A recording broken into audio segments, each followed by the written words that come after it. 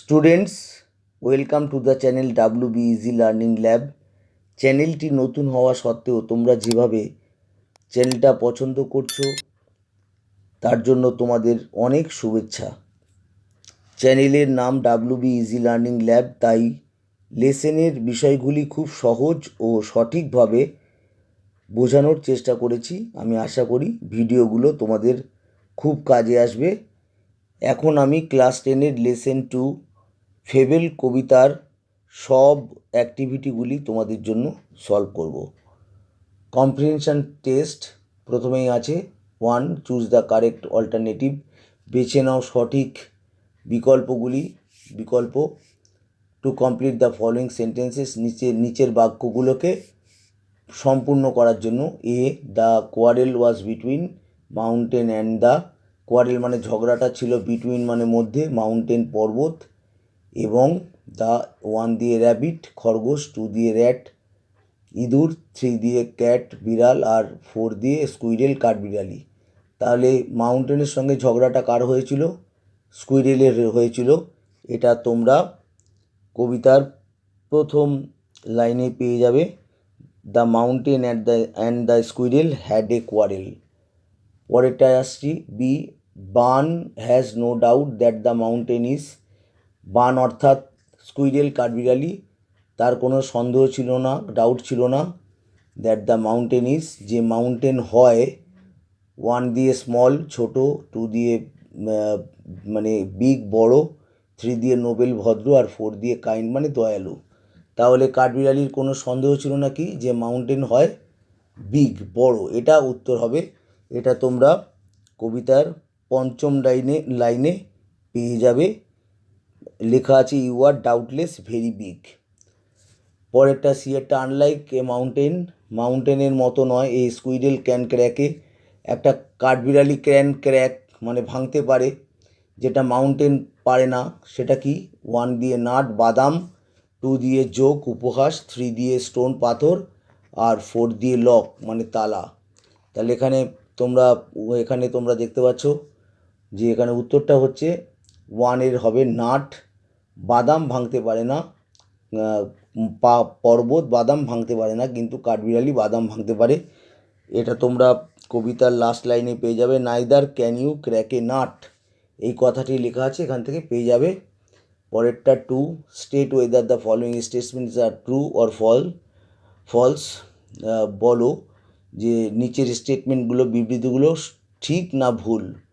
Provide sentences দিতে বলেছে, বাক্য দিতে বলেছে, ফ্রেজের শব্দগুচ্ছ, ওয়ার্ড শব্দগুলো দিতে বলেছে, in support of your answer, তোমার উত্তরের সমর্থনে। তাহলে এখানে বলেছে the mountain called the squirrel little bun, পর্বত বলেছিল কাঠবিড়ালিকে লিটল বান। তো এই কথাটা তো বলেনি, বলেছিল লিটল প্রিগ। তাহলে এটা ফলস আছে। সাপোর্টিং সেন্টেন্স এখানে দেওয়া আছে, the former called the latter little pig. Former বলতে এখানে পর্বতকে বুঝিয়েছে, আর ল্যাটার বলতে স্কুইরেল বা কাঠবিড়ালিকে বুঝিয়েছে।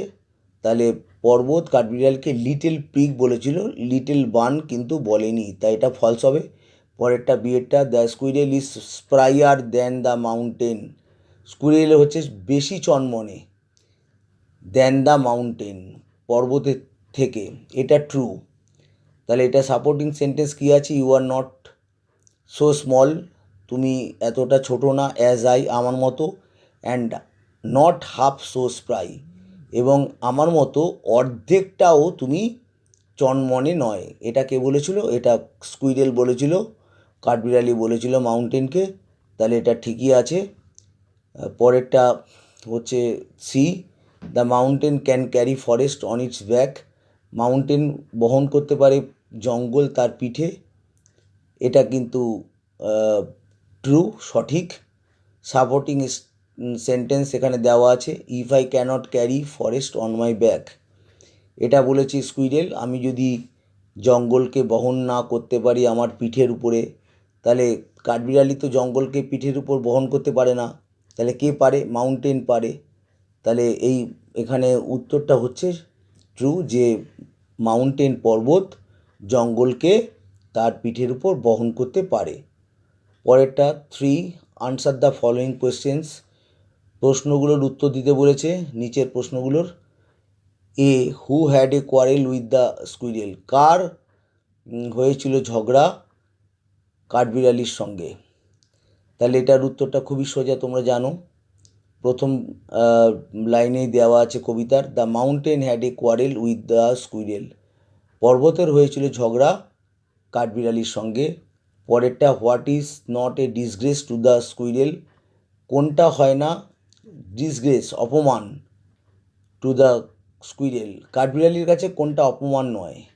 তাহলে আনসারটা হবে it is not a disgrace to the squirrel, এটা কোনো লজ্জাস্কর নয় বা অপমানকর নয় টু দ্য স্কুইরেল, কাঠবিড়ালির কাছে, to occupy its own place, occupy মানে দখল করা, ইটস এটার অর্থাৎ কাঠবিড়ালির ওন নিজের, প্লেস জায়গা, কাঠবিড়ালির নিজের জায়গা অকুপাই অর্থাৎ দখল করাটা কোনো ডিসগ্রেস অর্থাৎ অপমানজনক নয়। সিয়েরটা, what is it that the squirrel does not deny, what is it এটা কোনটা যেটা স্কুইরেল কাঠবিড়ালি ডিনাই করতে পারে না বা অস্বীকার করতে পারে না। আনসার হবে the squirrel does not deny, কাঠবিড়ালি অস্বীকার করতে পারে না, দ্যাট দ্য মাউন্টেন, যে মাউন্টেন মেক্স, মাউন্টেন বানায় বা তৈরি করে, ভেরি প্রিটি, একটা খুব সুন্দর স্কুইরেল ট্র্যাক, একটা কাঠবিড়ালির রাস্তা, কাঠবিড়ালির জন্য রাস্তা বানায়, খুব সুন্দর রাস্তা বানায়, এটা কাঠবিড়ালি কখনো অস্বীকার করতে পারে না যে মাউন্টেন একটা খুব সুন্দর কাঠবিড়ালির জন্য রাস্তা বানায়। এটা তোমরা কবিতার শেষ দিকটা দেখলেই বুঝতে পেরে যাবে, সেখান থেকে উত্তরটা নেওয়া হয়েছে।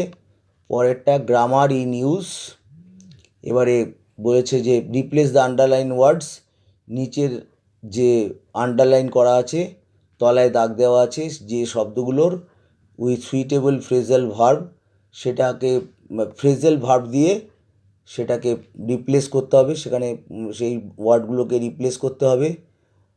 From the list given below, যে লিস্টটা নিচে দেওয়া আছে সেই লিস্ট থেকে ফ্রেজগুলো তুলতে হবে।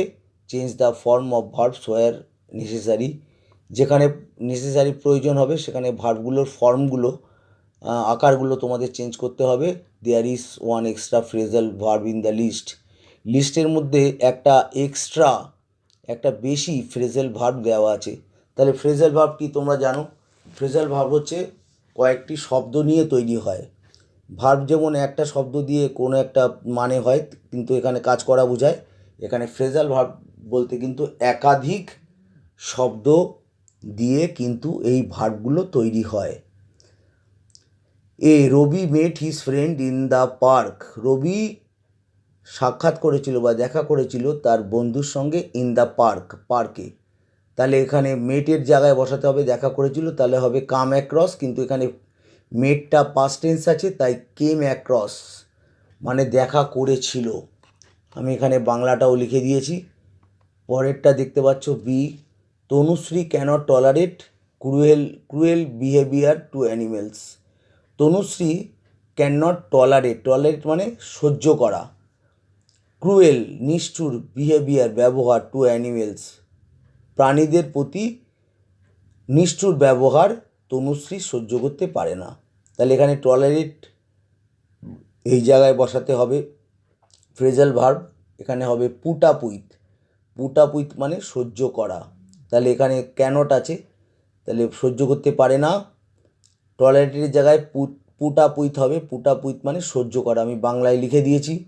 সিয়েরটা, হিজ প্রপোজাল ওয়াজ রিজেক্টেড, তার প্রস্তাবকে বাতিল করে দেওয়া হয়েছিল, রিজেক্ট করে দেওয়া হয়েছিল, তাহলে রিজেক্টেডের জন্য হবে টার্ন ডাউন, কিন্তু এখানে পাস্ট টেন্সে আছে, এটা থার্ড ফর্ম আছে রিজেক্টেড ভার্বের পিপিটি, পাস্ট পার্টিসিপেল ফর্ম বা থার্ড ফর্ম, তাই এখানে আমি টার্ন ডাউন করেছি, তার মানে বাতিল করা। তোমাদের কিন্তু এরকম যদি থাকে তবে কিন্তু তোমাদের সেই ফ্রেজাল ভার্বগুলোকে যেরকম বলা আছে পাস্ট টেন্স হলে পাস্ট টেন্স করতে হবে, আর পাস্ট পার্টিসিপেল হলে পাস্ট পার্টিসিপেল ফর্মে রূপান্তরিত করতে হবে, নাহলে কিন্তু তোমরা তার জন্য নাম্বার কিন্তু পাবে না।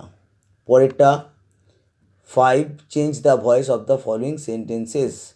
নিচের বাক্যগুলির ভয়েস চেঞ্জ করো, মানে কর্তৃবাচ্য থেকে কর্মবাচ্য এখানে করতে বলেছে। লক দ্য ডোর, দরজাটা লক করো, তালা দাও।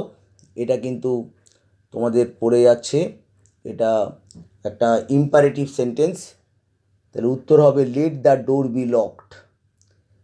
এইভাবে করা যায়, অথবা আরেকভাবেও করা যায়, সেটা আমি এখানে লিখে দিয়েছি। ইউ আর টোল্ড, তোমাকে বলা হয়, টু লক দ্য ডোর, তোমাকে বলা হচ্ছে দরজাটাকে বন্ধ করতে।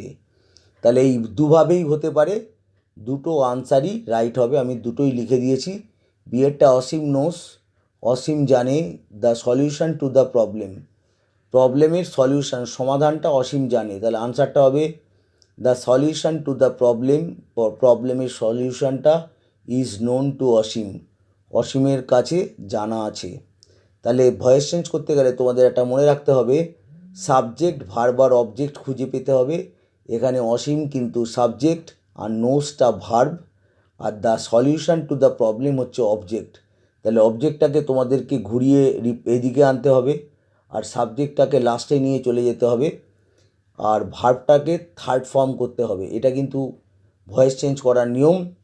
আমার ক্লাসগুলো ফলো করলে তোমরা সেটা ভালো করেই বুঝতে পেরে যাবে। ভয়েস চেঞ্জ কিন্তু খুব সোজা। সিয়েরটা I had written a letter, আমি একটা চিঠি লিখেছিলাম। উত্তর হচ্ছে a letter had been written by me, একটা চিঠি আমার দ্বারা লেখা হয়েছিল। আমি একটা চিঠি লিখেছিলাম, এটা হচ্ছে কর্তৃবাচ্য বা অ্যাক্টিভ ভয়েস। আর a letter had been written by me, এটা হচ্ছে কর্মবাচ্য বা প্যাসিভ ভয়েস। এবারে রাইটিং সেকশন, রাইটিং অ্যাক্টিভিটিস বলেছে। রাইট এ লেটার, লেটার দিতে বলেছে টু ইয়োর ফ্রেন্ড, তোমার বন্ধুকে, উইদিন 100 ওয়ার্ডস, 100 শব্দের মধ্যে, অ্যাডভাইজিং হার অবলিক হিম, তাকে, তোমার বন্ধু মেয়েও হতে পারে ছেলেও হতে পারে, to visit the public library, public library বা পাঠাগারে ভ্রমণ করতে, ইন হার অর হিস, তার ছেলের হতে পারে মেয়ের হতে পারে, লোকালিটি অঞ্চলে, অ্যাজ ফ্রিকুয়েন্টলি অ্যাজ পসিবল, এত ফ্রিকুয়েন্টলি মানে বারবার, অ্যাজ পসিবল যত বারবার যাওয়া যায়, সেই যে লাইব্রেরিটা তোমার বন্ধুর লোকালিটি বা অঞ্চলে হয়েছে সেখানে বন্ধুকে বারবার যেতে অ্যাডভাইস বা উপদেশ দেওয়া হয়েছে। এর উপরে একটা চিঠি তোমাকে লিখতে বলেছে। তাহলে এখানে তোমাকে প্রথমে কি করতে হচ্ছে, প্রথমে দেখো ইওর অ্যাড্রেস, তোমার অ্যাড্রেসটা এখানে বসাতে হবে। তারপরে তার নিচে ডেটটা কিন্তু চিঠিতে অবশ্যই দিতে হবে। তারপরে লিখবে তোমার বন্ধুকে ডিয়ার অর্পণ, এখানে যেরকম লেখা আছে প্রিয় অর্পণ, কমা দিতে হবে।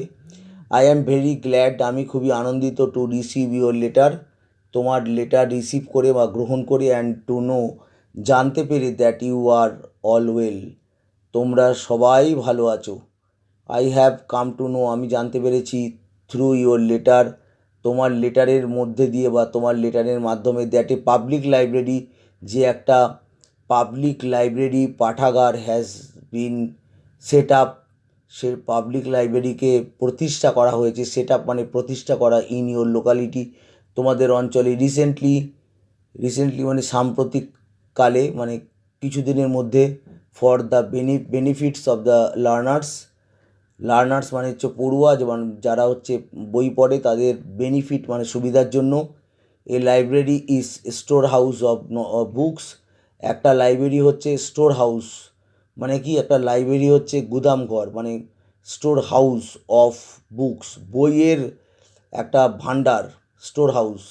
দ্য রেফারেন্স বইগুলো in the library will surely help you, লাইব্রেরিতে যে রেফারেন্স বই পাওয়া যায় সেগুলো শিওরলি নিশ্চিতভাবে হেল্প ইউ তোমাকে সাহায্য করবে, to enhance your knowledge, enhance মানে হচ্ছে বাড়ানো, বৃদ্ধি করা, এনহ্যান্স বাড়ানো বা বৃদ্ধি করা, ইউর নলেজ তোমার জ্ঞান, নলেজ মানে জ্ঞান, মোরওভার অধিকন্তু, the magazines that are kept in the library, magazine যেগুলো লাইব্রেরিতে রাখা হয়, রিডিং রুম লাইব্রেরির পড়ার ঘরে রাখা হয়, উইল হেল্প ইউ তোমাকে সাহায্য করবে, to keep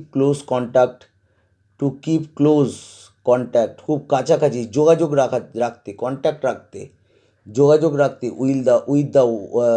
with the world, পৃথিবীর সঙ্গে অফ রিসেন্ট টাইম, সাম্প্রতিককালের যে পৃথিবীতে যে নানা রকম ঘটনা ঘটছে তার সঙ্গে কিন্তু ক্লোজ কন্ট্যাক্ট, খুব কাছাকাছি যোগাযোগ রাখতে কিন্তু ম্যাগাজিনগুলো লাইব্রেরিতে যেগুলো থাকে সেগুলো তোমাকে সাহায্য করবে। Your reading habit will increase, তোমার পড়ার অভ্যাস হ্যাবিট উইল ইনক্রিজ, বেড়ে যাবে।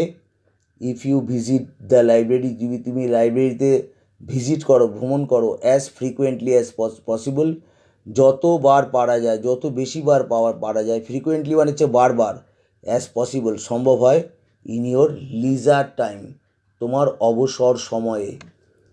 এরপরে প্যারা চেঞ্জ করে লেখা আছে আই অ্যাম ওয়েল, আমি ভালো আছি। নো মোর টুডে, আজকে আর কিছু লিখলাম না। মোর হোয়েন উই মিট, আরও কথা বলবো যখন আমরা দেখা করব বা যখন আমাদের সাক্ষাৎ হবে। লাভ টু ইউ, তোমাকে ভালোবাসা জানালাম।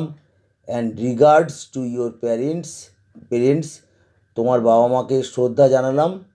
এবার লিখতে হবে, এখানে দেখো লেখা আছে ইয়োর্স এভার, তোমার চিরদিনের বন্ধু। ইয়োর নেম, তোমার যে চিঠিটা লিখছে তার নাম কিন্তু লিখে দিতে হবে। যে চিঠিটা লিখছে তাকে তার নামটা এখানে দিতে হবে। বন্ধুর নামটা তো উপরেই দেওয়া আছে। আর দেখো এখানে একটা বক্স করা আছে, এখানে কিন্তু ইওর ফ্রেন্ডস অ্যাড্রেস, তোমার বন্ধুর অ্যাড্রেস এখানে কিন্তু লিখতে হবে। আর একটা স্ট্যাম্প, এরকম বক্স করে স্ট্যাম্প কথাটা লিখে দিতে হবে। মানে অর্থাৎ স্ট্যাম্প মানে চিঠিটা তো বন্ধুর কাছে যাবে, তার জন্য তো একটা স্ট্যাম্পের দরকার। তাহলে তোমার বন্ধুর অ্যাড্রেসটা দিয়ে দেবে। এবার চলে আসি 7 রাইট এ প্যারাগ্রাফ, এখানে একটা প্যারাগ্রাফ লিখতে বলেছে উইথ ইন 100 ওয়ার্ডস, 100 শব্দের মধ্যে, on the benefits of early morning exercise. মানে আর্লি মর্নিং মানে হচ্ছে সকালের, আর্লি মর্নিং মানে হচ্ছে ভোর, খুব সকালের, খুব তাড়াতাড়ি, সেটা হচ্ছে ভোর। এক্সারসাইজ করার বেনিফিট, সুবিধাগুলো, ইউজিং দ্য ফলোয়িং পয়েন্টস, ব্যবহার করে, নিচের পয়েন্টগুলো ব্যবহার করে একটা প্যারাগ্রাফ লিখতে হবে। যে আর্লি মর্নিং, সকালবেলার যে একদম প্রথম দিক, সে তার তখন যে এক্সারসাইজ করবে, যে করা হয় তার বেনিফিট, তার সুবিধার উপরে একটা প্যারাগ্রাফ লিখতে বলেছে। তো এখানে দেখতে পাচ্ছ একটা, এখানে শিরোনাম দিতে বলেছে, শিরোনাম দিয়েছি আমি এখানে একটা, benefits of early morning exercise, সুবিধা সকালের আর্লি মর্নিংয়ের এক্সারসাইজ, ব্যায়ামের সুবিধা। ইট ইজ রাইটলি সেইড, এটা সঠিকভাবে বলা হয়, that the early morning exercise, যে সকালের ব্যায়াম, is a very good habit, হয় একটা খুব ভালো অভ্যাস। It keeps our body fit, এটা রাখে আমাদের শরীরকে ফিট রাখে, অ্যান্ড ফ্রেশ, এবং তরতাজা রাখে, আর ফিট রাখে। For the work to be done, for the work মানে কাজ যেগুলো করা হবে, to be done rest of the day, rest of the day মানে হচ্ছে দিনের বাকি সময় যে কাজগুলো আমরা করব, তার জন্য আমাদের শরীরকে ফ্রেশ, তাজা রাখে, আর আমাদের শরীরকে ফিট রাখে। মোর ওভার, অধিকন্তু, we get pollution free air in the early morning, তাহলে একেবারে সকালে আর্লি মর্নিংয়ে আমরা কি দেখি মোর ওভার, যে আমরা পলিউশন ফ্রি মানে দূষণমুক্ত বাতাস আমরা পাই, দূষণমুক্ত হাওয়া আমরা পাই। দেয়ার আর এ ফিউ কার্স, সেখানে থাকে কয়েকটি মাত্র গাড়ি। And the air is smokeless, এবং বাতাস থাকে ধোঁয়াহীন, বাতাসে কোনো ধোঁয়া থাকে না। সো নেচার রিমেন্স ফ্রেশ, তাই প্রকৃতি থাকে ফ্রেশ, তাজা, কাম, শান্ত, অ্যান্ড কুল, এবং একটু ঠান্ডা থাকে। In the early hours, early hours মানে হচ্ছে একদম সকালের ভোরের দিকে, অফ দ্য ডে, দিনের ভোরের দিকে। Morning exercise keep our body healthy, সকালের ব্যায়াম রাখে আমাদের শরীরকে হেলদি, মানে হচ্ছে স্বাস্থ্যবান রাখে, আমাদের শরীরকে হেলদি রাখে। অ্যান্ড ফ্রি ফ্রম ডিজিজেস, এবং আমাদের শরীরকে মুক্ত রাখে, রোগ থেকে মুক্ত রাখে।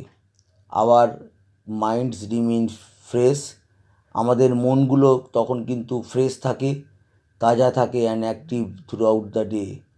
আমাদের মনটাও তাজা থাকে আর অ্যাক্টিভ মানে হচ্ছে সক্রিয় থাকে, ক্রিয়াশীল থাকে থ্রু আউট দ্য ডে। তার মানে কি, সারা দিন সকালে যদি এক্সারসাইজ করা হয় তাহলে কিন্তু মনও তাজা থাকে আর সারাদিন মন খুব অ্যাক্টিভ থাকে, অর্থাৎ সক্রিয় বা ক্রিয়াশীল থাকে। উই গেট ফ্রেশ এনার্জি, আমরা পাই তাজা এনার্জি, আমরা তাজা একটা কর্মশক্তি পাই, এনার্জি পাই অ্যান্ড এনথুসিয়াজম, আর উৎসাহ পাই। এনথুসিয়াজম মানে উৎসাহ।